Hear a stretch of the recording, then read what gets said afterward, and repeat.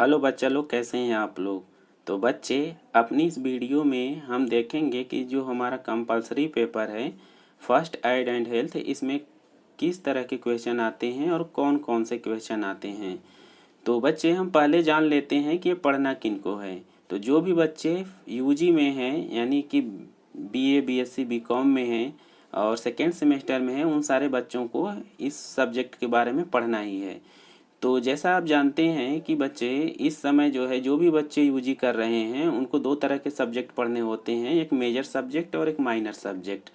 Major और minor क्या होता है, इसके ऊपर हम वीडियो बना के अपलोड कर चुके हैं। आपको यहाँ देखना है, माइनर सब्जेक्ट तीन तरह के होते हैं और तीनों में से एक होता है कंपलसरी पेपर, यानी को करिकुलर एक्टिविटी।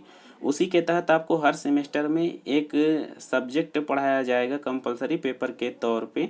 जैसा कि आपको फर्स्ट सेमेस्टर में पढ़ाया गया होगा फूड न्यूट्रिशन एंड हाइजीन, इसमें सेकेंड सेमेस्टर में पढ़ाया जाएगा फर्स्ट एड एंड हेल्थ, और जो है कि थर्ड सेमेस्टर में जो है इन्वायरमेंट और ह्यूमन वैल्यूज़ के बारे में पढ़ाया जाएगा। इसी तरह से हर सेमेस्टर में बदलेगा। तो ये बच्चे ज़रूरी इतना क्यों है, कंपलसरी पेपर है इसलिए इसमें पास होना बहुत ज़रूरी है। यदि आप जो है अगर इसमें फेल हो जाते हैं या फिर पासिंग मार्क नहीं ला पाते हैं तो आपके रिजल्ट पे नॉट क्वालिफाइड लिख देगा।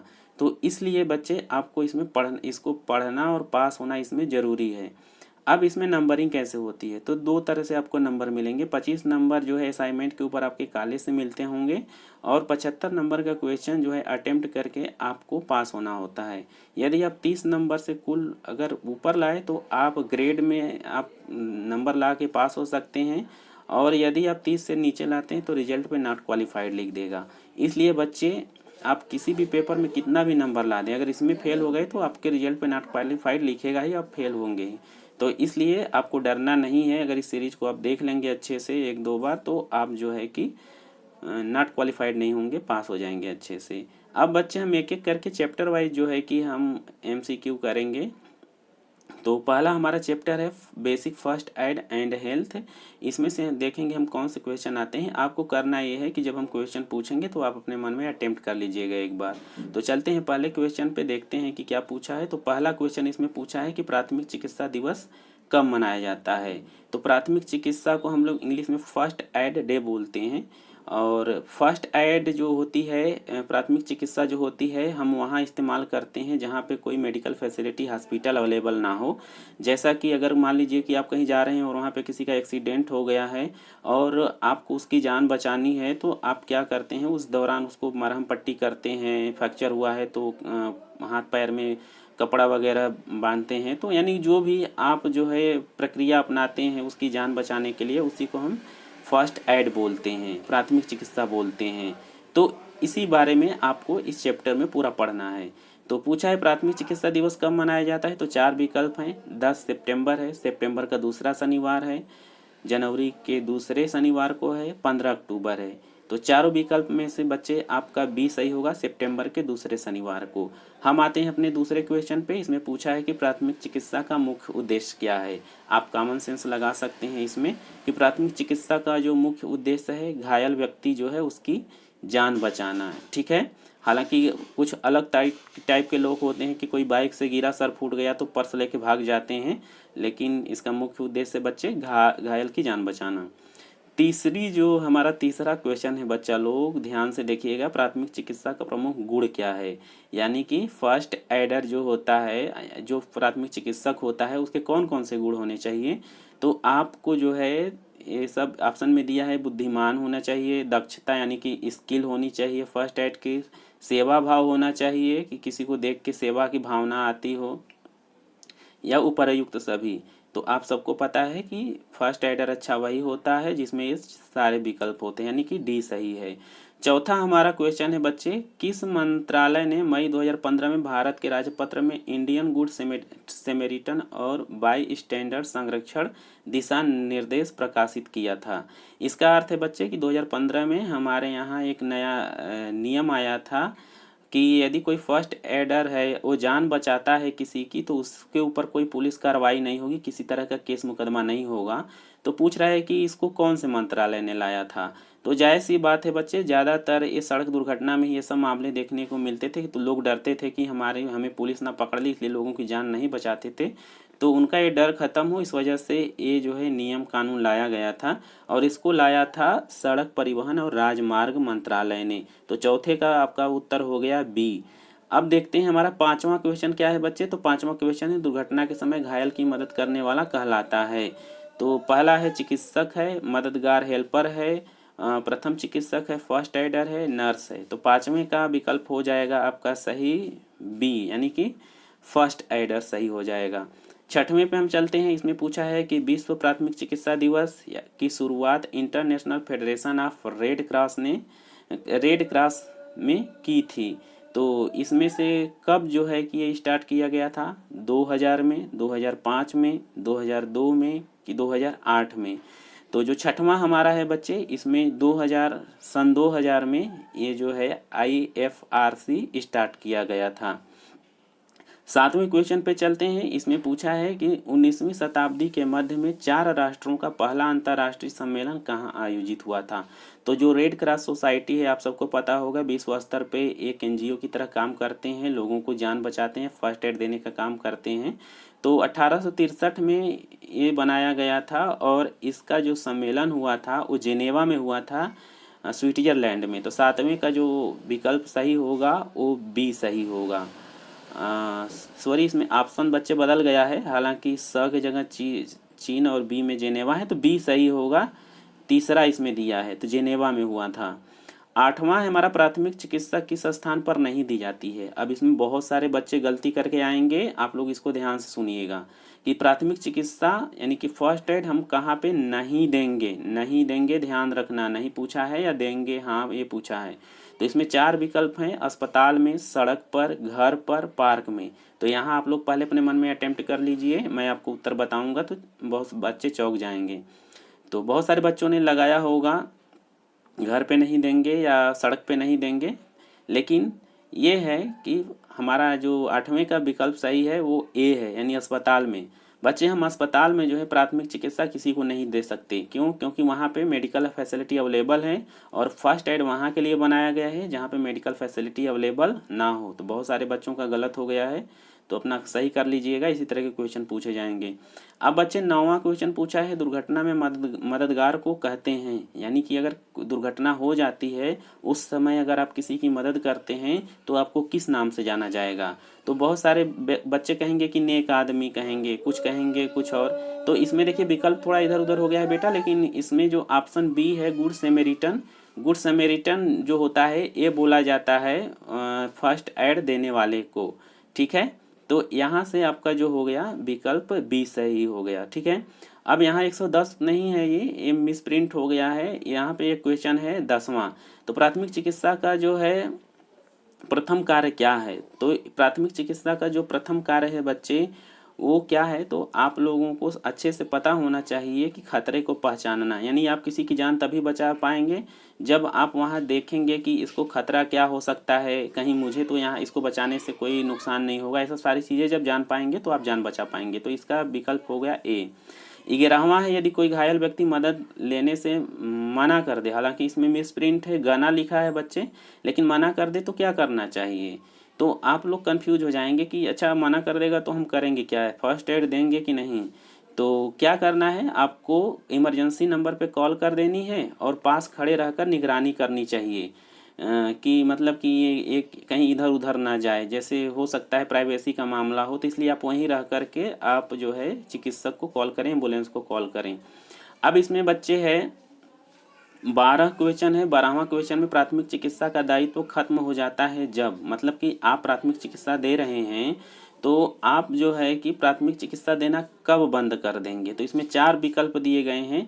घायल के घर के लोग आ जाते हैं, घायल होश में आ जाता है, कुशल चिकित्सक मामला संभाल लेता है, पुलिस आ जाती है। तो इसमें 12वां है बच्चे, तो इसमें उत्तर होगा आपका, यानी कि सी, कुशल चिकित्सक जब मामला संभाल ले तो आप जो है फर्स्ट एड देना बंद कर देते हैं। अब 13वां है बच्चे, इसमें हम देखेंगे, इसमें पूछा है कि किसी भी प्राथमिक चिकित्सा की स्थिति में प्राथमिक उपचारकर्ता को घायल व्यक्ति की व्यक्तिगत गोपनीयता बनाए रखने के लिए क्या कदम उठाने चाहिए? ठीक है, तो इसमें क्वेश्चन पूछा है कि किसी भी प्राथमिक चिकित्सा की स्थिति में प्राथमिक जो उपचार करता है यानी फर्स्ट एडर है, वो घायल व्यक्ति की जो व्यक्तिगत गोपनीयता है वो बनाए रखने के लिए कदम उठाने चाहिए। यानी कि उसकी गोपनीयता का भाई ध्यान रखना चाहिए कि कपड़े वपड़े ज़्यादा खुले ना, या फिर किसी मतलब कि प्राइवेट जो पार्ट हैं बॉडी के वहाँ पे अनावश्यक टचिंग ना हो। तो इन सब सारी चीज़ों का ध्यान रखना चाहिए। ये बात सही है कि गलत है? तो बच्चे ये बात बिल्कुल सही है। तो 13वें का जो विकल्प होगा वो ए होगा, सत्य है।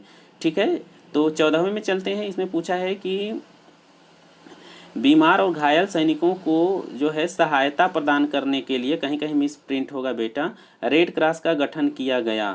तो इसमें जो है जो विकल्प आपका 14वें का है कि red cross was form to help the injured army in, मतलब कि अगर कोई सैनिक घायल हो जाता है तो रेड क्रॉस का गठन किया गया ताकि उसको जो है सहायता दी जा सके। तो कहाँ दी जा सके? अस्पताल में, युद्ध में, सड़क पर, या घर पे? तो बच्चे आप सबको मैंने भी पढ़ाया है कि जो रेड क्रॉस बनाई ही गई थी पहले, बहुत ज़्यादा जो है 1863 वगैरह करीब लड़ाइयाँ होती थी। तो उस दौरान ये सोसाइटी बनाई गई ताकि जो सैनिक हैं उनकी जो है सुरक्षा की जा सके। तो आप कॉमन सेंस लगा सकते हैं कि उस समय सैनिक कहाँ होंगे, कहाँ फर्स्ट एड देने की ज़रूरत पड़ेगी? तो युद्ध में। यानी कि 14वें का जो है बच्चे विकल्प जो है बी सही है। अब 15वें क्वेश्चन पे आते हैं। इसमें पूछा है कि प्राथमिक चिकित्सा एक महत्वपूर्ण क्या है, यानी कि first aid is an important work.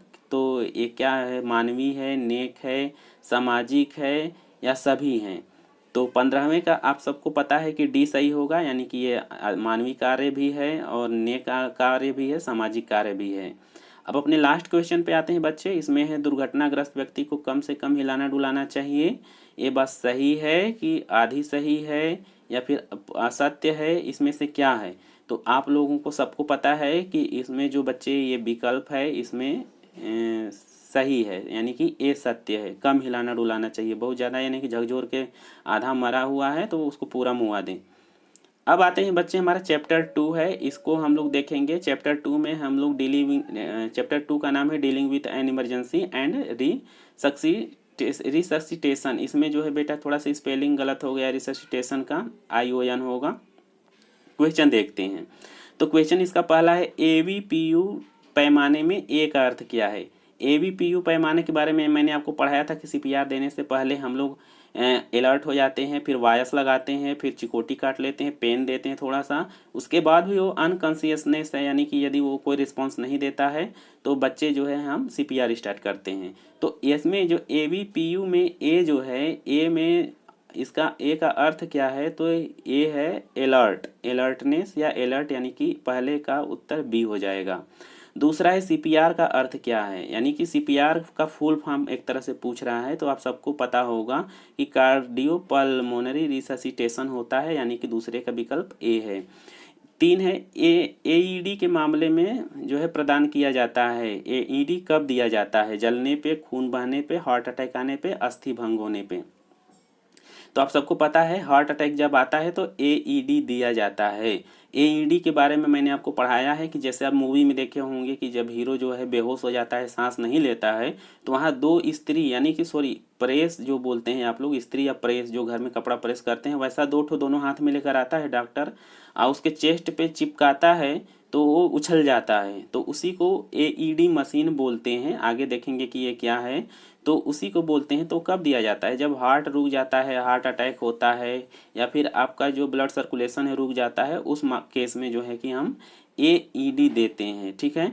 अब हमारा बच्चे है चौथा कि शिशु को CPR द्वारा दिया जाता है। शिशु को CPR हम कितने उंगली से देते हैं? 1 उंगली, 3 उंगली, 2 उंगली, दोनों हाथ से।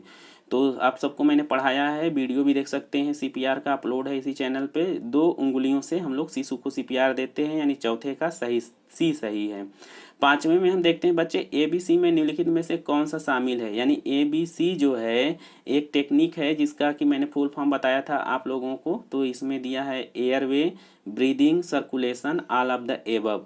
तो आप सबको पता है कि जो 5वां है इसका डी है, यानी कि ABC का full form airway, breathing and circulation है। कहीं कहीं सी का अर्थ कंप्रेशन भी लिखता है, वो भी सही है। छठे पे आते हैं सॉरी क्या हो गया, हाँ, तो थोड़ा सा इधर उधर चला गया था। छठे पे आते हैं बच्चे। छठे पे क्या होगा, छठे पे एक बार में बचाव सांस दी जाती है। मैंने आपको बताया था कि 30 बार चेस्ट कंप्रेशन करने के बाद आपको 2 बार 2 सांस देनी है, यानी कि 1-1 सेकेंड करके। तो छठवें का हो जाएगा ए, यानी कि 2 बार सांस देनी होती है पेशेंट के मुख में। जो है सातवां है सीपीआर प्रति मिनट संपीड़ित की दर से किया जाना चाहिए, यानी कितनी बार सीपीआर के दौरान हम लोग चेस्ट को दबाते हैं बच्चे। तो चेस्ट को हम लोग जो है कि 1 मिनट में जो है कि 1 मिनट में हम लोग 100 से 120 बार दबाते हैं। तो सातवें का हो जाएगा सी सही।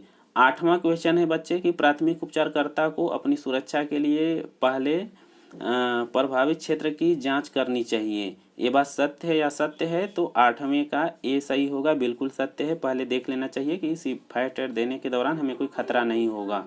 और आपको 9वां क्वेश्चन है बीमार या घायल व्यक्तियों को ले जाने का सबसे अच्छा साधन कौन सा है? एम्बुलेंस है, ट्रक है, कार है, ये सभी है। तो आप सोचिए कि कौन सा होगा। एम्बुलेंस सबसे अच्छा तरीका है, तो एम्बुलेंस को कॉल करना चाहिए। ये नहीं कि बैलगाड़ी पर लेके पेशेंट को ठक ठक ठक ठक चल दें और उसका और कपार फूट जाए, मरी जाए। तो ध्यान रखना है। 10वें का है हमें घायल व्यक्ति को बचाना चाहिए, किससे बचाना चाहिए?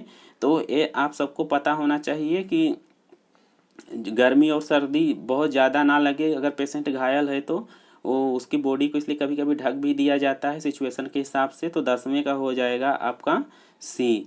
आपका 11वां क्वेश्चन है बच्चे, इसमें थोड़ा सा देख लीजिएगा ध्यान से कि विकल्प में क्या क्या दिया है। गंभीर रूप से घायल होने, जी मचलाने, नींद आने, बेहोशी हालत में पड़े व्यक्ति को खाने या पीने के लिए निम्न में से क्या देना चाहिए?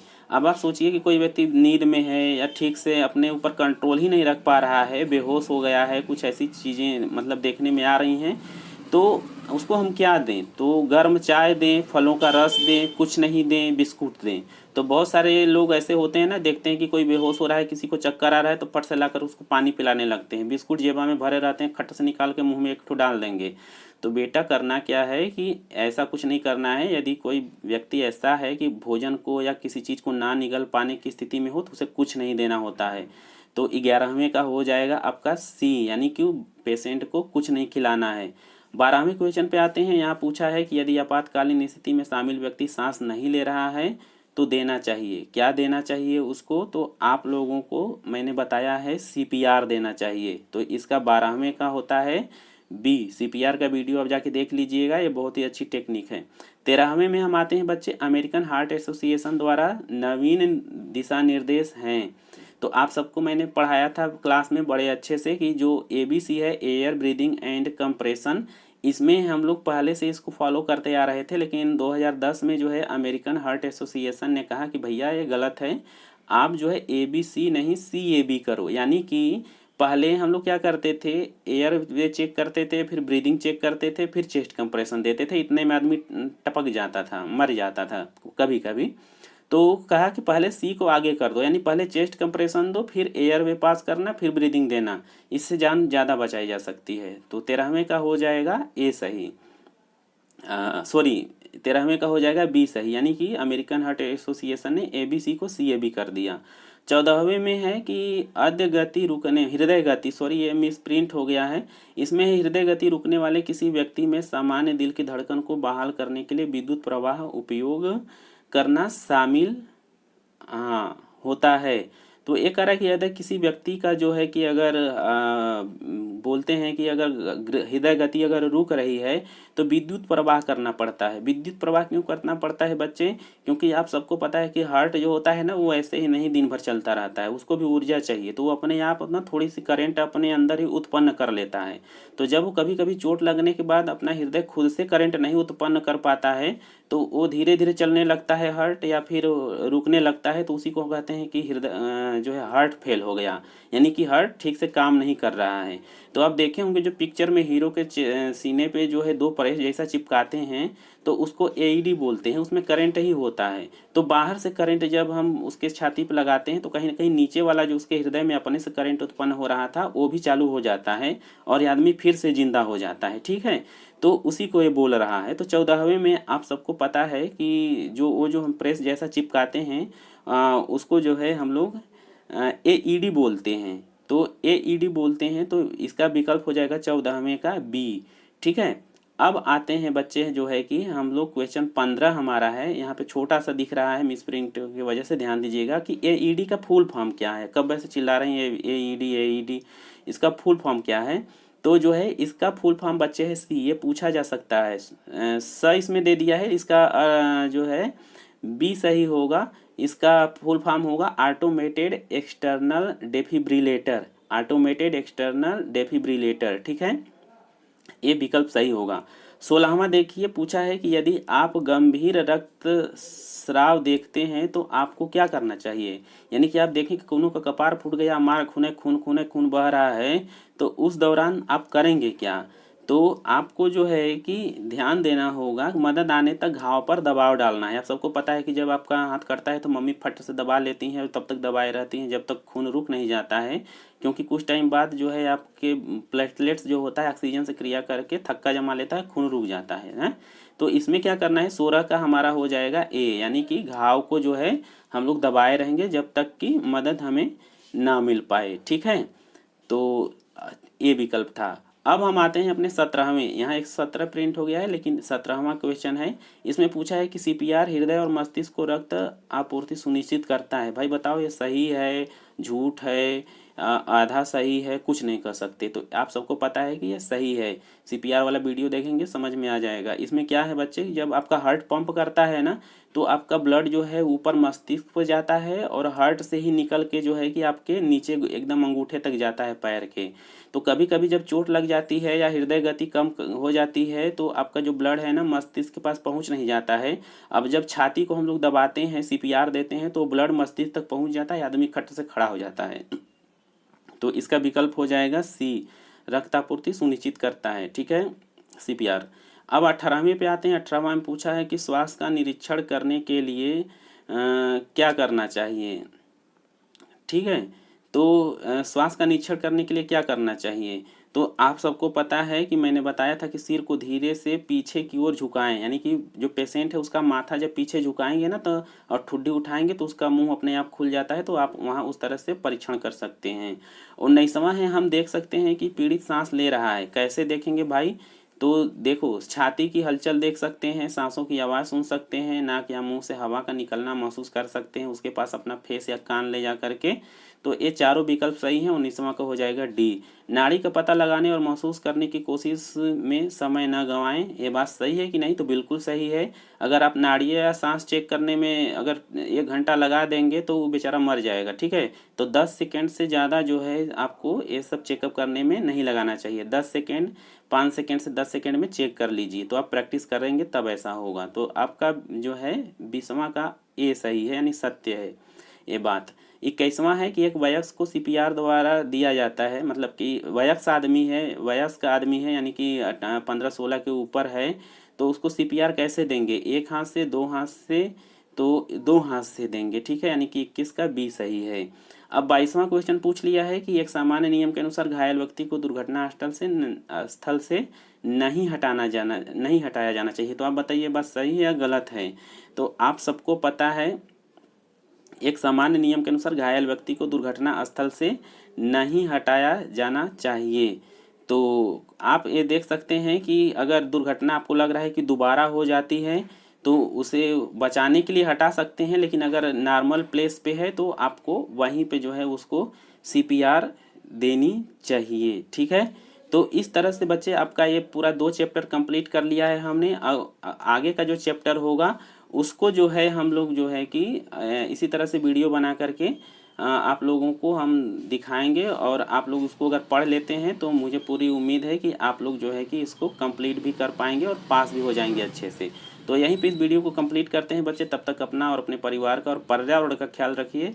मिलेंगे अगली वीडियो में, तब तक के लिए धन्यवाद।